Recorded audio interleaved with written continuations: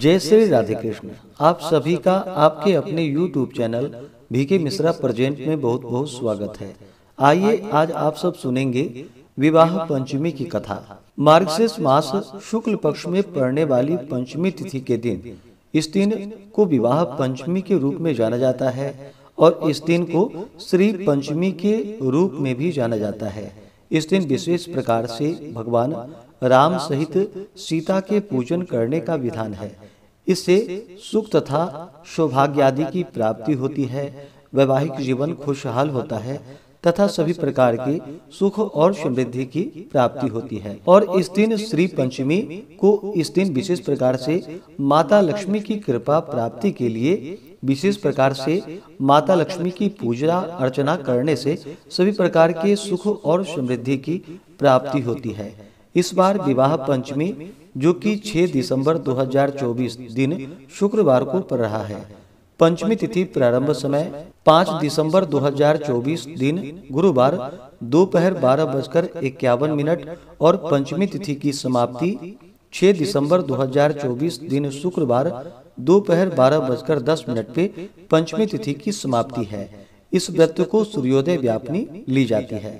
इस दिन सुबह और शाम के वक्त पूरे विधि विधान के साथ भगवान राम और माता सीता का पूजन करना चाहिए तथा श्री पंचमी में माता लक्ष्मी की विशेष प्रकार से पूजा अर्चना करनी चाहिए। इससे अनंत फलों की प्राप्ति होती है। इस बार 6 नवंबर को सर्वार्थ सिद्धि योग बन रहा है जो कि सुबह 7 बजे से लेकर के शाम 5:18 तक होगा और फिर इसके बाद रवि योग रहेगा जो कि शाम 5:18 से अगले दिन सुबह 7:01 तक होगा। तो इस बार बड़ा ही अच्छा सहयोग बन रहा है। विवाह पंचमी का सभी पुराणों में विशेष महत्व है, लेकिन इतना महत्व होने के बावजूद कई जगहों पर इस दिन विवाह नहीं किए जाते हैं। चाहे धार्मिक दृष्टि से इस दिन का बहुत महत्व है, लेकिन मिथिलांचल और नेपाल में इस दिन विवाह नहीं किए जाते हैं। त्योहार मनाया जाता है, लेकिन माता सीता के दुखद वैवाहिक जीवन को देखते हुए इस दिन विवाह निषेध माने गए हैं। भौगोलिक रूप से माता सीता मिथिलांचल की बेटी कहलाती हैं, इसलिए भी मिथिलावासी सीता माता के दुख और कष्टों को लेकर अतिरिक्त रूप से संवेदनशील होते हैं। 14 वर्ष वनवास के बाद भी गर्भवती सीता का राम ने परित्याग कर दिया था। इस तरह राजकुमारी सीता को महारानी सीता का सुख प्राप्त नहीं हुआ। इसलिए विवाह पंचमी के दिन लोग अपनी बेटियों का विवाह नहीं करते हैं। आशंका यह होती है कि कहीं सीता माता की तरह ही उनकी बेटी का वैवाहिक जीवन दुखमय हो।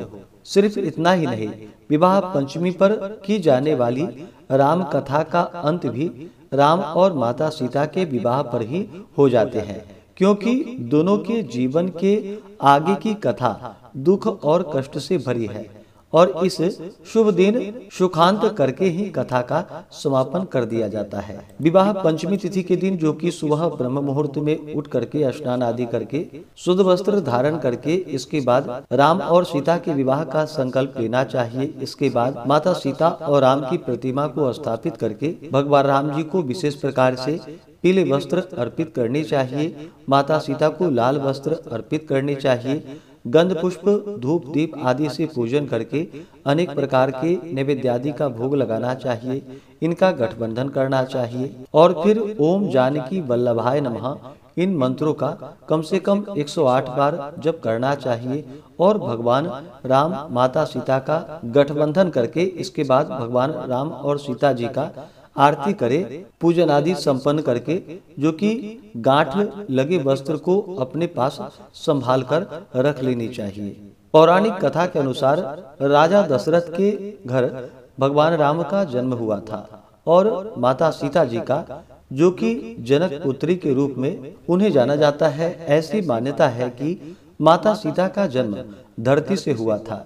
एक बार जब राजा जनक हल चला रहे थे, उस समय उन्हें एक नन्ही सी बच्ची मिली जिसे उन्होंने अपनी गोद में लिया और उनका नाम सीता रखा था। इसलिए सीता जी को जनक नंदिनी के नाम से भी जाना जाता है तथा वैदेही आदि नामों से जाना जाता है। एक समय की बात है जब माता सीता ने भगवान शिव का धनुष उठा लिया था। ऐसा जिसे परशुराम जी के अलावा और कोई नहीं उठा सकता था। तभी राजा जनक ने यह निर्णय लिया कि जो भी भगवान शिव का यह धनुष उठा पाएगा उसका विवाह सीता से होगा। उसी समय सीता के स्वयंवर के लिए हर जगह घोषणा कर दी गई। स्वयंवर में भगवान श्री राम और लक्ष्मण भी आए थे। वहां और भी कई राजकुमार आए थे। भगवान शिव का धनुष किसी भी राजकुमार से नहीं उठ पाया और फिर राजा जनक हताश होकर उदास हो गए और उन्होंने दुखी मन से कहा कि यहाँ पर कोई भी ऐसा नहीं जो मेरी पुत्री के योग्य हो। तब महर्षि वशिष्ठ जी ने भगवान राम को भगवान शिव के धनुष की प्रत्यंचा चढ़ाने की आज्ञा दी। गुरु की आज्ञा का पालन करते हुए भगवान राम शिव जी के धनुष की प्रत्यंचा चढ़ाने लगे और तभी धनुष टूट गया।